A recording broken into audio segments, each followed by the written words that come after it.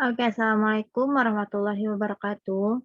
Di sini Ibu Vini ingin menjelaskan tentang materi penyusunan neraca lajur. Kita lanjut. Nah, di sini materi yang akan dibahas yaitu yang pertama pengertian neraca lajur, kedua tujuan penyusunan neraca lajur, yang ketiga bentuk neraca lajur. Yang pertama, pengertian neraca lajur.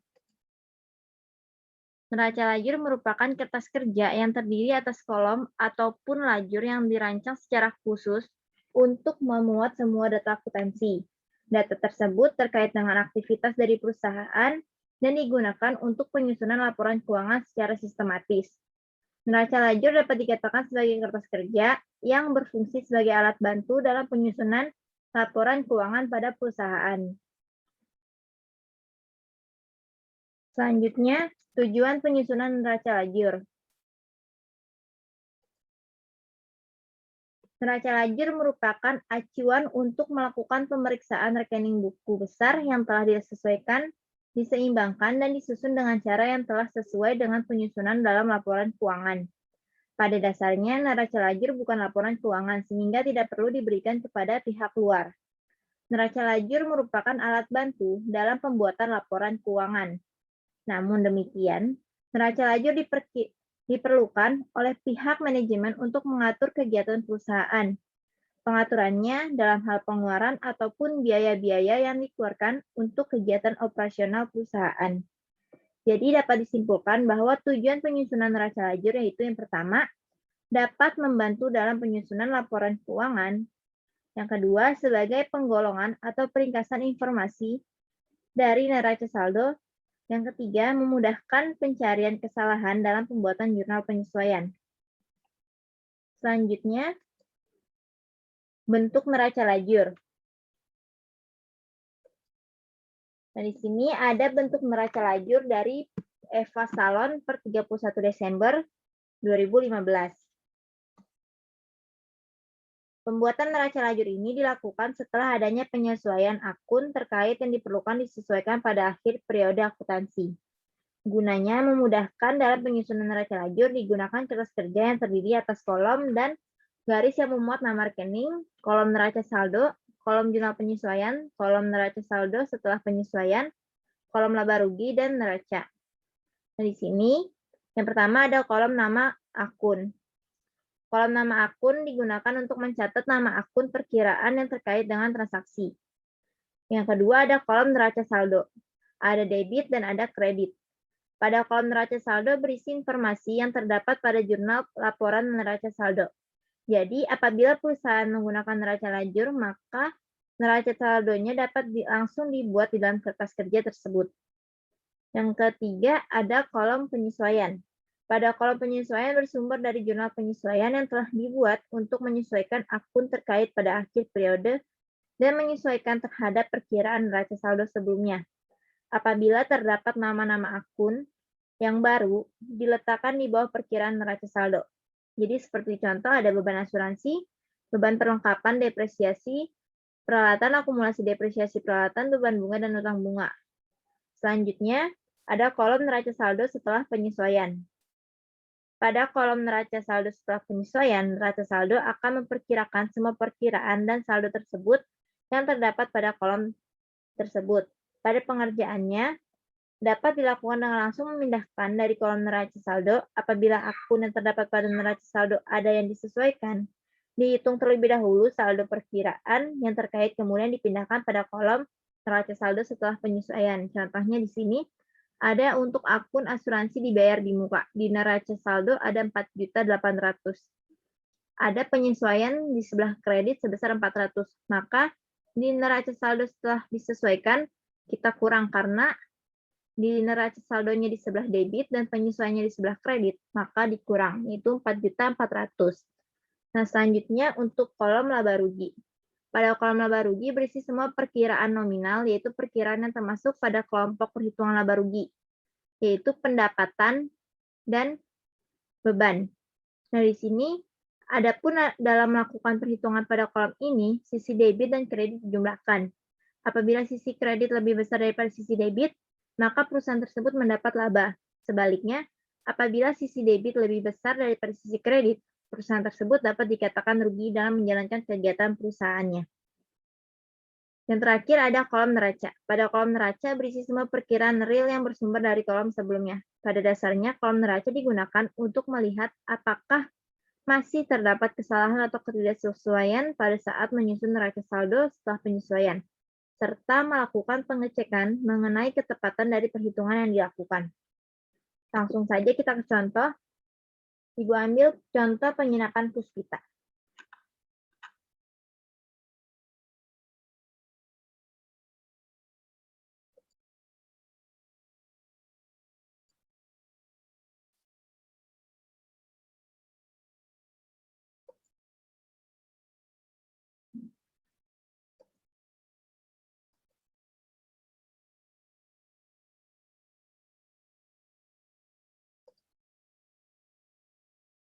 Nah, di sini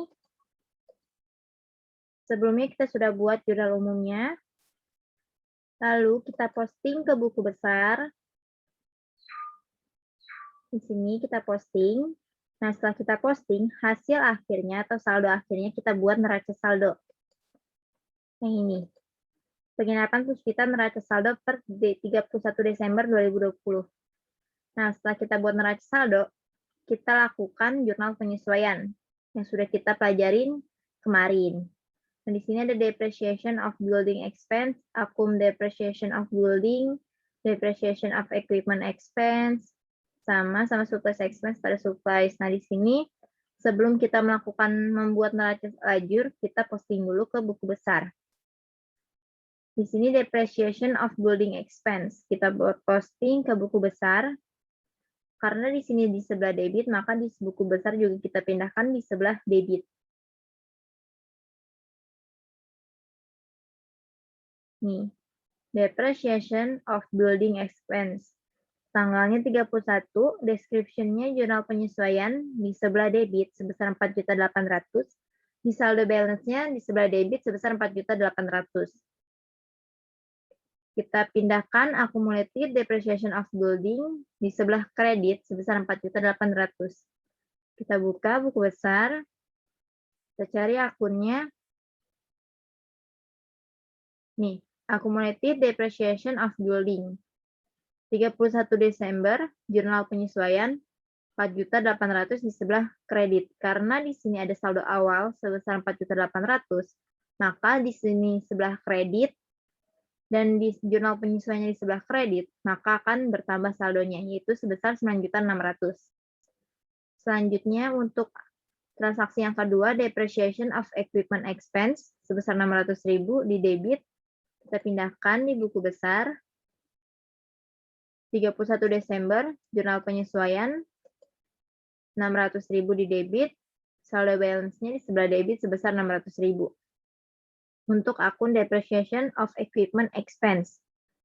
Selanjutnya untuk akun accumulated depreciation of equipment sebesar 600.000 di sebelah kredit. Kita pindahkan di sebelah kredit.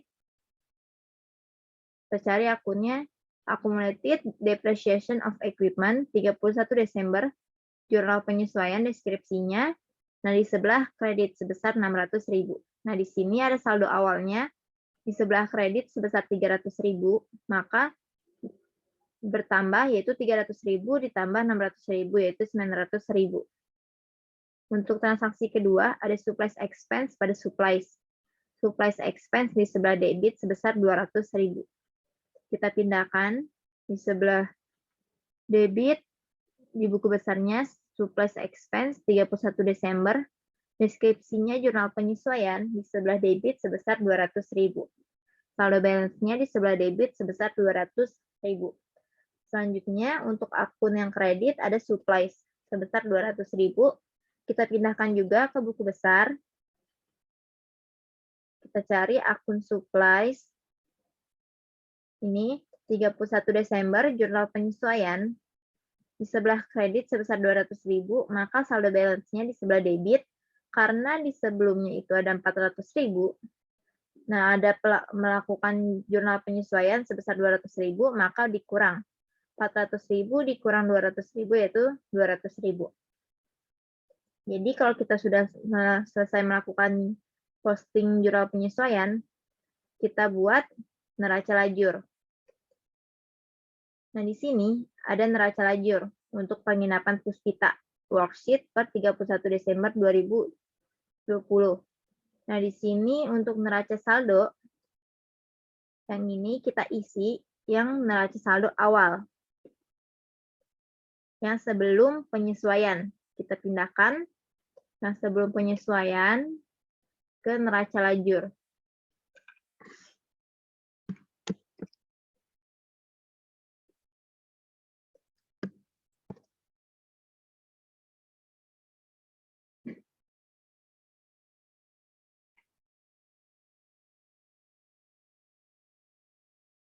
Nah, jika sudah dipindahkan, kita tulis totalnya.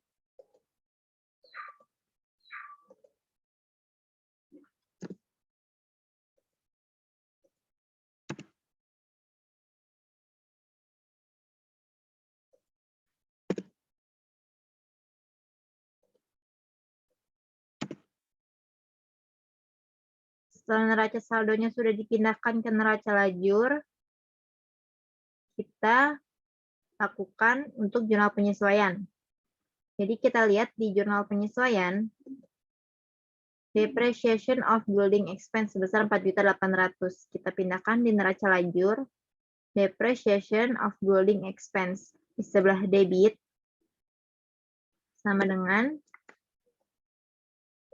karena ini sebelah debit, maka kita pindahkan di jurnal penyesuaiannya juga di sebelah debit.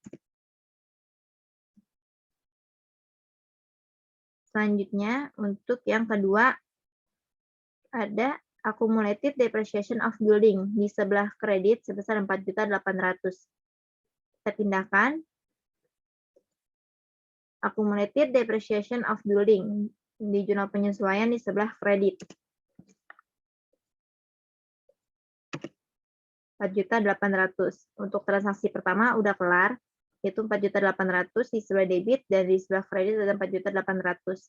Yaitu langsung itu kita posting yang kedua.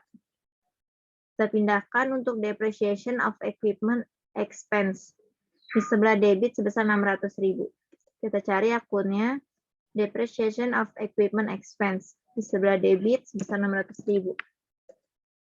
Kita pindahin sama untuk accumulated depreciation of equipment di sebelah kredit.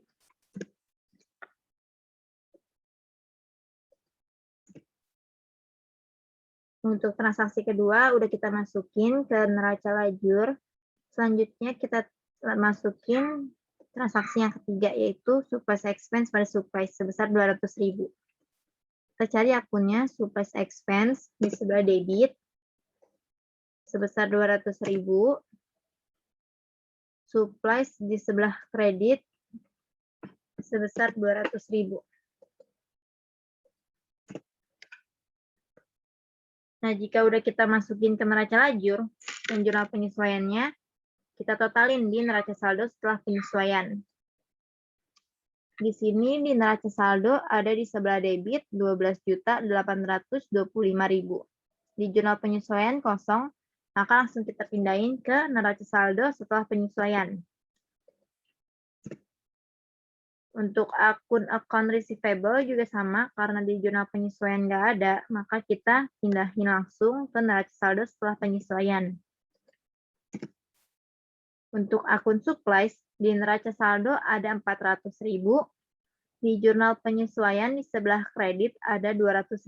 Maka yang di jurnal penyesuaiannya ini harus dikurangkan, yaitu 400.000 dikurang 200.000, yaitu 200.000. Sama dengan, karena ini di sebelah debit, kan untuk akun supply saldo normal di sebelah debit.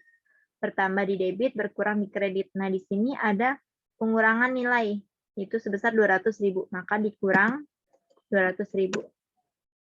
Nah, neraca saldo setelah penyesuaiannya sebesar 200.000.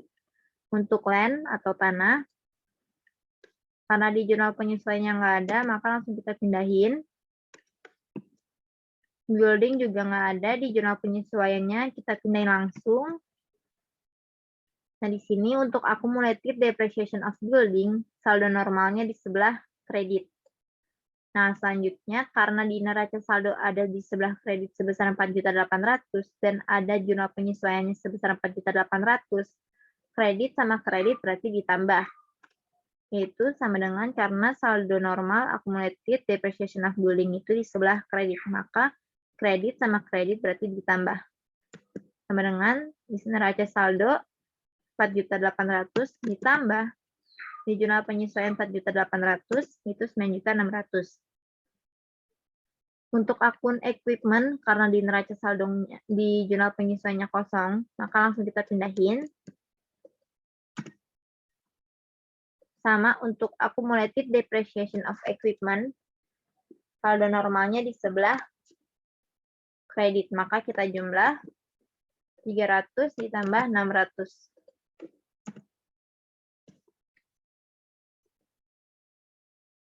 Selanjutnya untuk account payable, karena di sini di sebelah kredit, di neraca saldo setelah penyesuaiannya kita pindahkan di sebelah kredit. Salaries payable juga sama. BRI loan juga sama. Kitas capital juga sama. Kitas drawing karena di sebelah debit kita pindahkan di neraca saldo setelah penyesuaian di sebelah debit juga. Income summary kosong kita lewatin.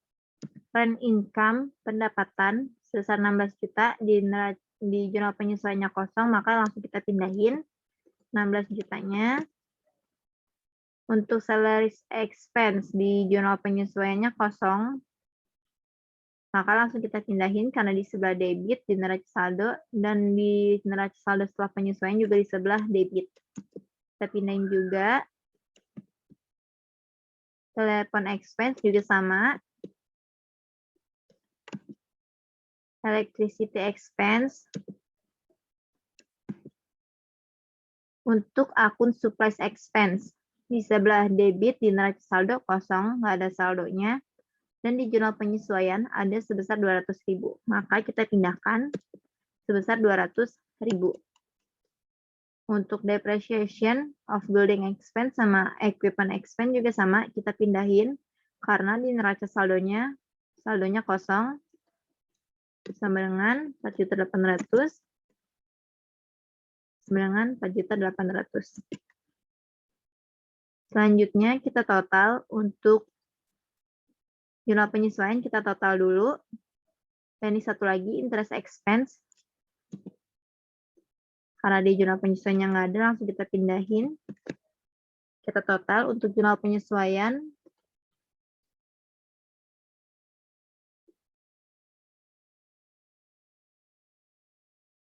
Untuk kolom debitnya sebesar 5.600.000.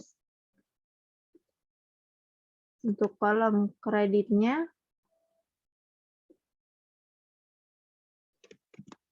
sebesar 5.600.000. Kita total yang neraca saldo setelah penyesuaian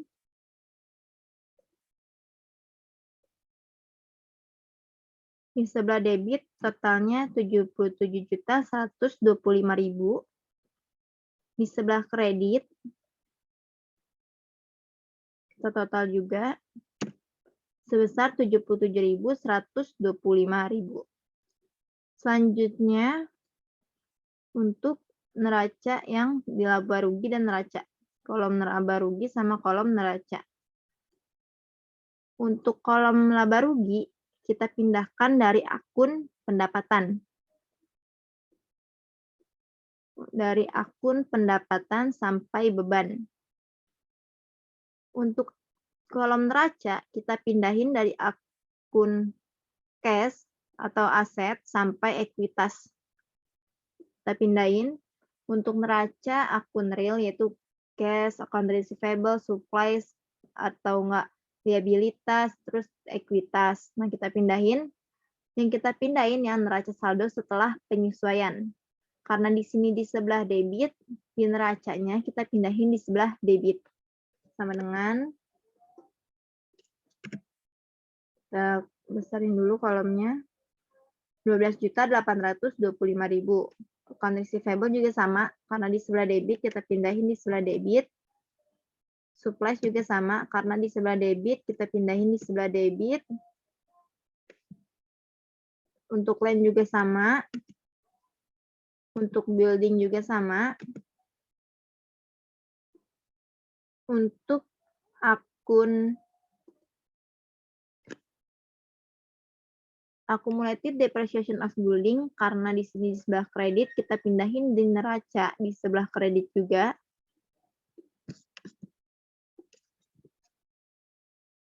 Untuk akun equipment, di sini di sebelah debit, kita pindahin di neraca di sebelah debit. Untuk akun accumulated depreciation of equipment, di sebelah kredit. Selanjutnya untuk akun yang liabilitas. Dari awal account payable di sebelah kredit sebesar 225.000, kita pindahin di neraca di sebelah kredit juga. Salaries payable juga sama. BRI loan juga sama. Vitas capital juga sama di sebelah kredit. Lalu kita pindahkan vitas drawing di sebelah debit. Untuk akun neraca sampai akun ekuitas. Langsung kita total.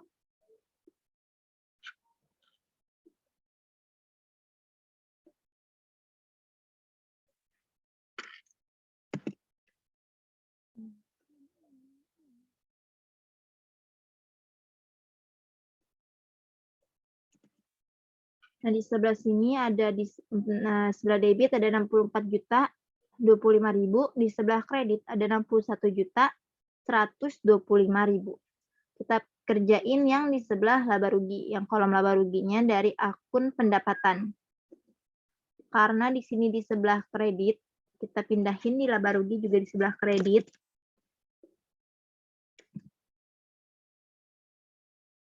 Selanjutnya, karena pendapatan cuma satu, maka langsung kita pindahin akun beban. Karena beban saldo normalnya di sebelah debit, kita pindahin di sebelah debit. Salaries expense 2 juta di debit. Telepon expense 1.500.000 di debit. Electricity expense sebesar 3 juta di debit. Supplies expense di 200.000 di debit. Depreciation of building expense 4.800.000 di debit. Depreciation of equipment expense 600.000 di debit.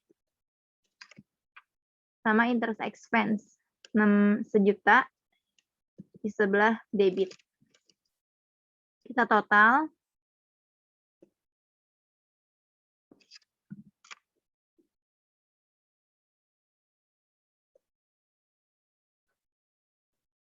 Karena ini dari akun pendapatan, maka kita tarik dari akun pendapatan, kita total. Nah, di sini untuk di sebelah debit ada 13.100.000, di sebelah kredit ada 16 juta. Kita buat di sini, tambah 1 baris lagi.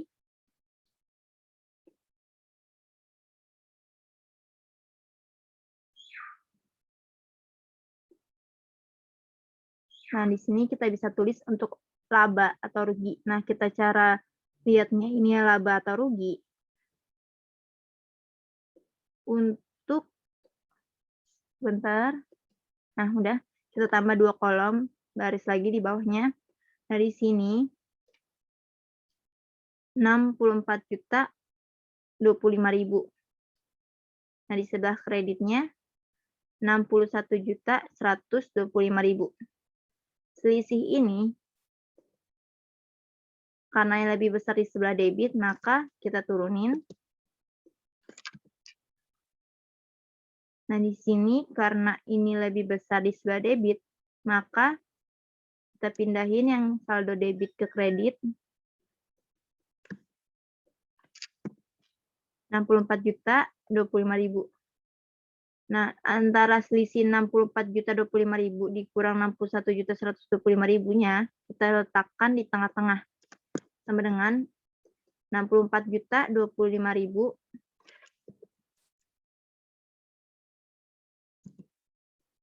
dikurang 61.125.000 sebesar 2.900.000. Nah, di sini juga sama. Karena ini lebih besar di sebelah kredit, maka kita tarik ke bawah, kita pindahin 16 juta. Sini juga kita pindahin 16 juta. Karena di sininya lebih kecil di sebelah debit, maka kita kurangin 16 juta dikurang 13.100.000 sebesar 2.900.000.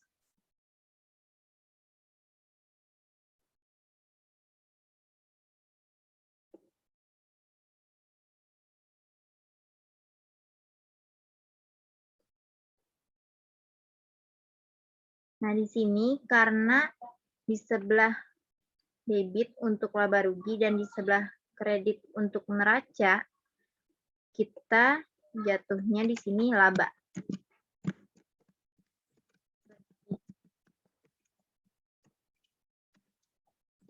Terus penginapan. Nah, di sini totalnya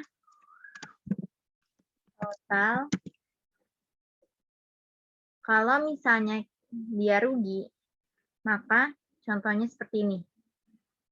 Bikin di bawah.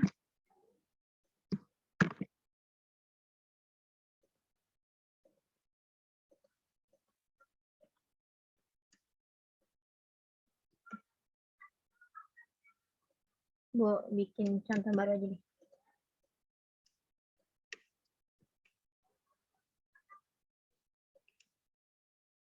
Nah, di sini misalnya nih, mengikuti ya nih.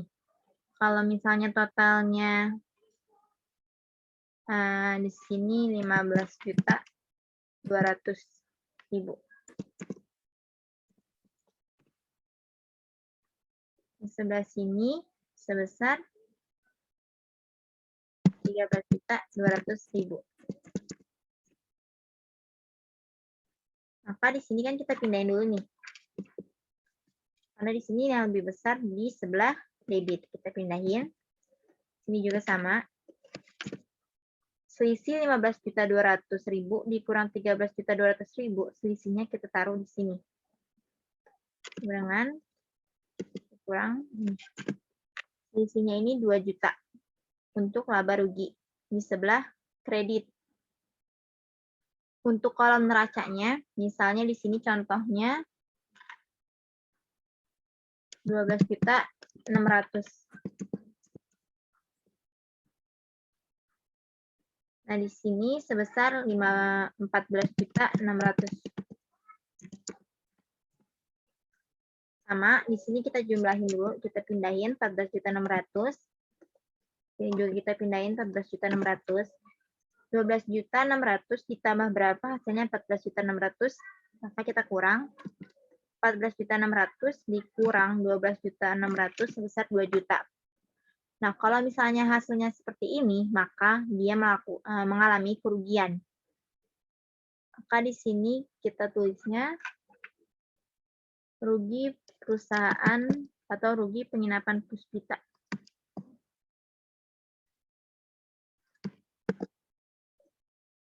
Nah, di sini, kalau misalnya hasil akhirnya seperti ini,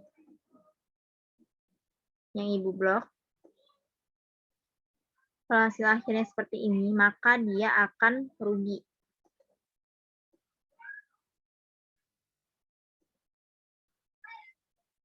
Di sini rugi. Kalau hasilnya seperti ini, maka dia laba. Kelihatan kan perbedaannya? Kalau misalnya di sebelah debit untuk laba rugi dan di sebelah kredit untuk kolom neraca, maka dia mengalami laba. Nah, kalau misalnya di sininya untuk kolom laba ruginya di sebelah kredit dan kolom neracanya di sebelah debit, kayak gini contohnya nih, maka dia akan rugi. Jadi perbedaannya di sini, kalau misalnya kita udah mengerjakan neraca lajur, Nah, nanti pas hasil akhirnya seperti ini bentuknya, maka dia akan mengalami laba. Kalau hasil akhirnya seperti ini yang Ibu blok, maka dia mengalami rugi. Yang Ibu harapkan kalian paham sampai di sini untuk neraca lajur penginapan Puspita. Silakan kalian resum untuk penginapan Puspita. Kurang lebihnya mohon maaf. Wassalamualaikum warahmatullahi wabarakatuh.